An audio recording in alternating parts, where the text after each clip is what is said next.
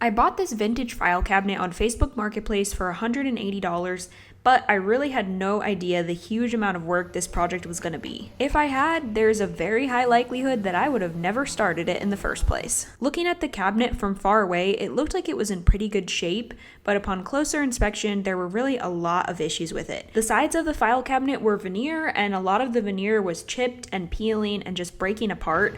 The front of the cabinet was overall in decent shape, but it had a lot of deep scratches and dings in it, and the handles were in bad need of polishing. Overall, I really just had my work cut out for me. I began by sanding the top of the file cabinet. Overall, this part of the cabinet was in pretty decent shape, although the patina of the cabinet had been hiding a lot of damage.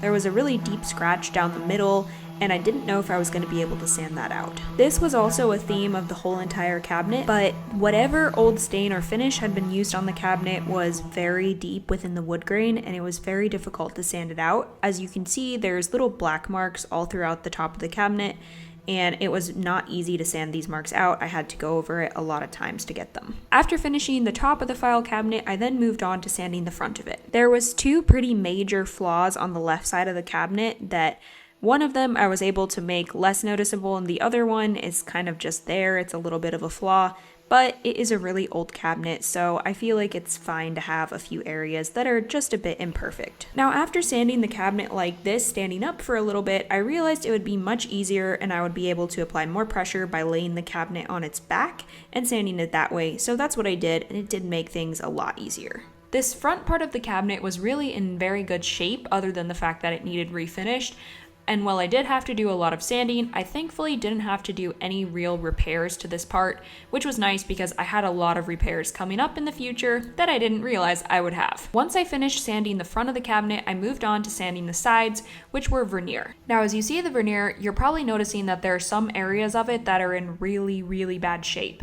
And you might be wondering why I didn't replace this. There was a couple of reasons for this. The first is that I wasn't sure how easily I would be able to find a veneer that would match this because the veneer is poplar, and while I'm no veneer expert, I don't know if that's an easily able to be found veneer.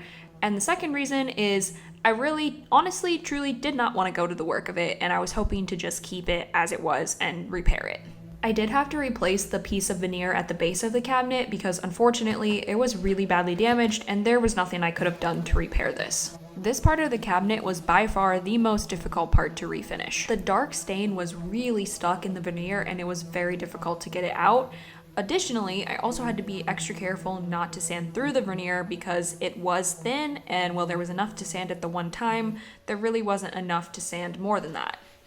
While I love wood and I really wanted to restore the sides of this piece, I did consider painting it black for a minute because it was so unpleasant to sand it, and this footage is really sped up, but sanding the two sides of the cabinet took several hours and it was very monotonous work. After what felt like an eternity of sanding this, I finally was finished, and I realized I had to be finished because I had actually worn through the veneer in one little spot.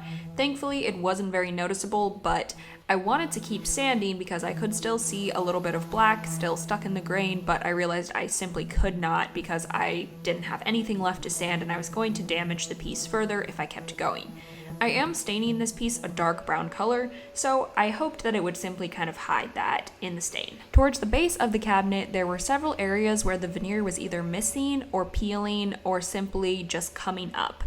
And for those areas, I decided to repair them with some wood filler. I know that there's probably a nicer fix for this, and after a little more research, the next time I do a project like this, I will probably try and iron out the veneer, but for this time, the wood filler did do the trick. Once I finished with that, I then moved on to sanding the back of the piece, which minus the veneer was in probably the worst shape out of the whole thing. It had a lot of dings, scratches, and nicks, and overall, it had a lot of finish missing from it as well, and stain. And I really didn't know how nicely this was going to sand out. But thankfully, very similar to the front of the piece, it did sand really nicely, and there were almost no flaws or imperfections left when I was finished.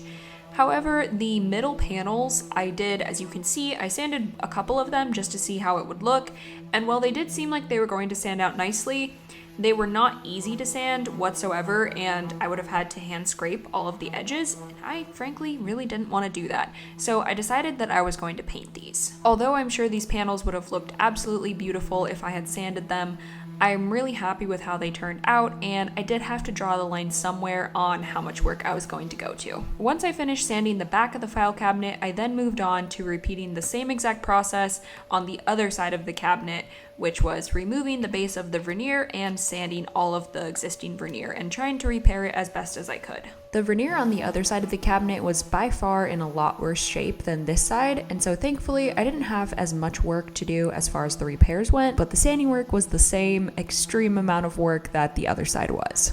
And it was at this point in the process that I started to feel like I had bitten off a bit more than I could chew. But I had already invested so much work into the project that I was in too deep and I simply could not back out now. So I spent another several hours sanding this side of the veneer and trying to make it look as nice as possible without sanding through in any spots like I had on the other side, which was no small task. One thing I wasn't sure about with this project was how are the sides of the cabinet going to accept the stain, because it's a poplar veneer and it's a very green wood, and I wasn't sure how that would look, but thankfully it actually accepted the stain beautifully, and I couldn't be more happy with how that part of the project turned out. And you'll see later on exactly what I mean by that. Thankfully, this side of the cabinet did not have really any bubbly veneer like the other side did, so I didn't have that problem to fix, but there were a couple of areas at the bottom of the cabinet where the veneer was lifting up a little bit, and so I went in with some Norton 2-part epoxy and I re-secured those areas down.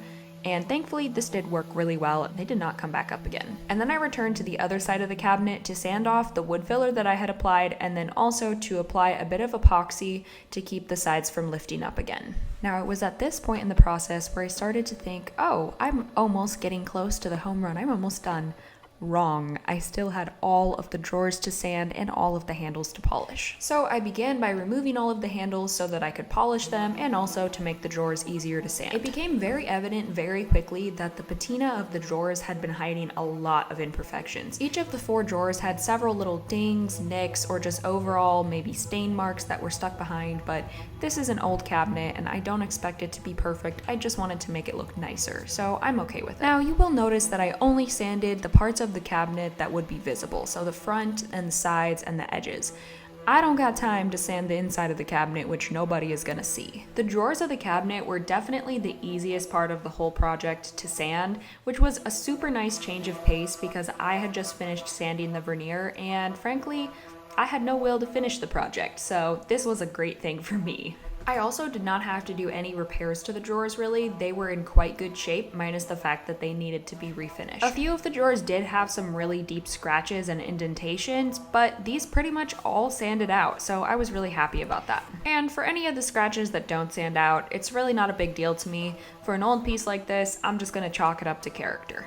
Plus, for any of the imperfections that remained, the dark brown stain that I chose really did help camouflage a lot of those to where you really couldn't even tell anyways. Although these drawers were the easiest part of the whole piece to sand, it still took quite a bit of time, and I was happy when I finally finished sanding these. After I finished sanding all of the 4 drawers, it was then time to move on to the back of the dresser to prep it for painting. I carefully applied the tape around any of the panels that I was going to paint, hoping that I wouldn't get any paint on any of the areas that I had sanded already, and therefore creating more work for myself. In hindsight, I wish that I wouldn't have done any sanding work to the panels because you could slightly tell even after the painting work was done, but what can I say? Hindsight's 20/20. And then I hauled the dresser outside so I wouldn't get paint over everything. I just went with a simple black spray paint and I did a couple of coats of this. I then removed all of the tape, and as you can see, unfortunately, I did get a bit of paint on my already sanded cabinet, but that's okay, it wasn't too bad to sand it off. I then brought the cabinet back inside for the most exciting part of the project, staining. I went with Bona's oil-based dry fast stain in the color medium brown, which is just a very classic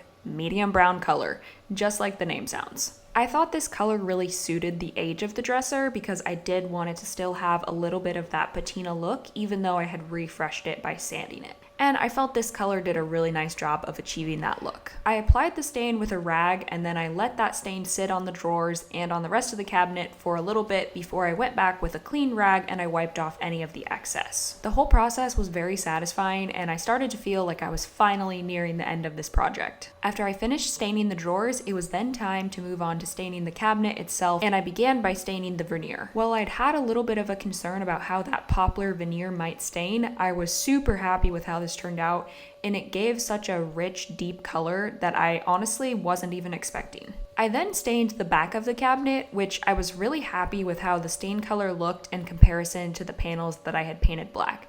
I thought it was a really nice contrast. After I finished with the back of the cabinet, I then stained the top of it and the front of it, which accepted the stain really beautifully as well, and I also thought that the quarter sawn oak really looked beautiful with that medium brown stain color. Like I mentioned earlier, one of the things I really liked about this color was that it helped hide some of the imperfections that remained in the piece too. I did my best to make it as nice as possible, but there were still some areas that I wished could have looked a little nicer, and so the medium brown color really helped blend some of those areas together too. I then applied the stain to the other side of the veneer, which accepted it really beautifully as well. After I wiped off the excess stain with a rag, it was then time to move on to polishing the handles. The middle portion of the handles looked as though it had been painted at some point, but it was peeling off and it just looked really bad. I boiled a pot of hot water and I dropped each of the handles in to soak for 5 minutes to help soften them up and make them easier to polish. I then covered each of the handles in a lot of Barkeeper's Friend and I let them sit for another 5 minutes to help them soften up even more. After they had soaked for that 5 minutes, I then got an old toothbrush and I began scrubbing them.